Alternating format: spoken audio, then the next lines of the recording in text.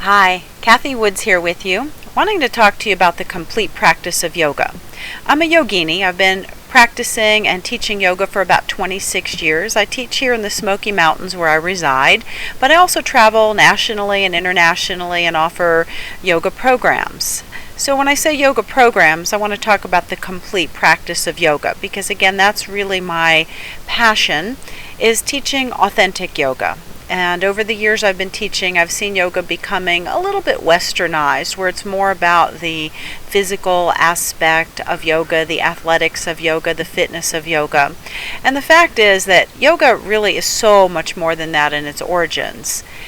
Yoga is an 8-limbed path. So when I talk about the complete practice of yoga, that entails learning about all aspects of the practice. So yoga postures or asanas are really just one of those 8 aspects of yoga practice. So the value of using all 8 aspects or limbs of yoga is tremendous. It really can enhance yoga in your life. It can bring your yoga practice to a profound level, and you can really see and experience the magic of yoga working in your life. So some of the other limbs are yamas and niyamas, asanas, which are the postures, pranayama, the breath work, pratyahara, which is sense withdrawal, dharana, dhyana, samadhi. So these are all different limbs and various stages of meditation that we practice. They are inward and outward observances of someone wanting to live a yogic lifestyle.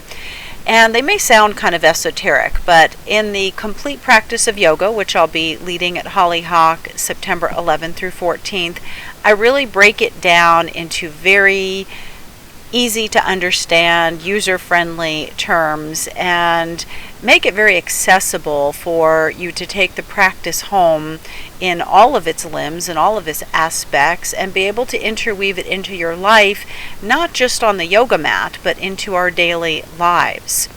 So it's kind of like your hand, I use the analogy. If you were to use 1 or 2 or even 3 of the fingers, the hand would still be pretty functional. You could still do quite a lot with just a couple of fingers. However, if you're using all 5 fingers, the hand becomes a lot more functional. So it's the same with yoga. Perhaps you're using 1 or 2 of the limbs right now in your life. Maybe you're doing postures and meditation, or maybe a little bit of breath work interwoven into your asana practice. And there's definitely benefit to doing that. However, if you were to start utilizing and learning about and understanding all of the aspects of yoga, you really will be able to then extrapolate the full benefits of the practice as it was intended in its origins. So yoga is not a practice of athletics. It's a practice of awareness. It's a practice of raising one's consciousness. It's a practice of enlightenment. And it is a practice to be used on and off the yoga mat. Also, what I will be exploring and teaching about in this program is learning to listen to that inner voice and letting the inner intelligence of prana be your teacher. So we're often very familiar with doing willful postures where we deliberately enter into certain asanas as we might in a sequenced yoga class.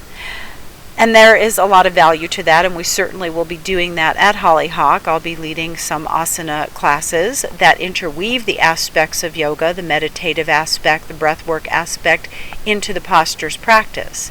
However, there will be opportunities to allow prana, which is life force energy, to be your guide throughout this program.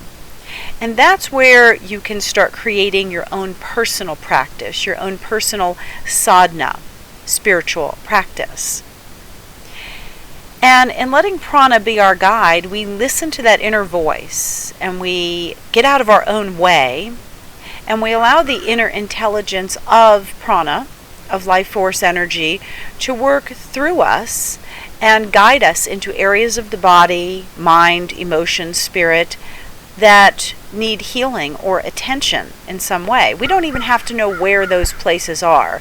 We surrender, we get out of our own way, and much like the body knows how to breathe and knows how to heal itself if it were to become injured or wounded, that same inner intelligence of prana allows your body to move and stretch in various ways, taking you to new levels of your yoga practice that can be very, very healing, restorative, where we release blocks of tensions and fears and anxieties and things that we may have been carrying around with us consciously or subconsciously. So that's just a little bit about what I'm going to be offering at Hollyhock, and I'm really passionate about leading authentic yoga and leading participants into a true experience of yoga, and to help you to find your own path to inner peace, joy, wellness, harmony, living in balance, and raising our consciousness individually and collectively. So I hope you will consider joining me at Hollyhock. I'm very excited to be there, and I hope to see you there. Thanks so much, and namaste.